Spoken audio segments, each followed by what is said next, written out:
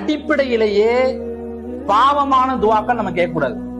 நம்மள நிறைய பேர் இந்த மிஸ்டேக் பண்றோம்.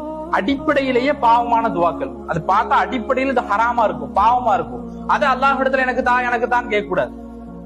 அல்லாஹ்வுடைய தூதர் சொன்னாங்க, லா யஸாலு யுஸ்தஜாபு லில் அப்தி, ஒரு மனிதனுடைய துவா என்பது கபூலாகும்.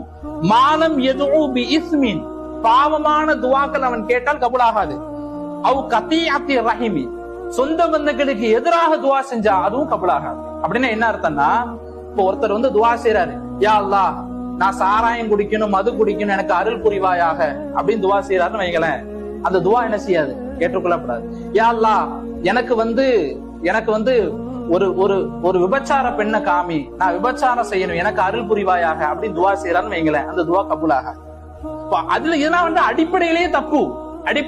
நம்மள நிறைய வாலிபர்கள், நான் லவ் பண்றேன், நான் காதலிக்கிறேன், யா அல்லாஹ் எங்க வீட்டுல ஒத்துக்கல, எங்க அம்மா வீட்லயும் ஒத்துக்கல, அவங்க வீட்லயும் ஒத்துக்கல, நான் ரொம்ப கஷ்டப்படுறேன் அப்படின்னு என்ன செய்யறாங்க, அத வந்து மன்றாடி துவா செய்யறாங்க. அதை என்ன செய்யறாங்க, அல்லாஹ் கொடுத்துற கஷ்டப்படு. ஆனா இது வந்து ஹராம், அடிப்படையிலேயே ஹராம். காதல்ன்றது இப்ப நம்ம வந்து ஒரு ஆணும் ஒரு பெண்ணும் பேசுறது பழகிறது, காதலிக்கிறது அடிப்படையிலேயே தப்பு, அடிப்படையிலேயே ஹராம். இது ஹலால் என்று நினைச்சு கொண்டு நம்ம துவா செய்யறோம் பாத்தீங்களா, யா அல்லாஹ் எங்க வீட்டுல ஒத்துக்கல, அவங்க வீட்லயும் ஒத்துக்கல, எப்படியாவது இந்த பெண்ணை நான் நிக்காஹ் செய்தே ஆகணும் யா அல்லாஹ் அப்படின்னு துவா செய்யறது அடிப்படையிலே பிற.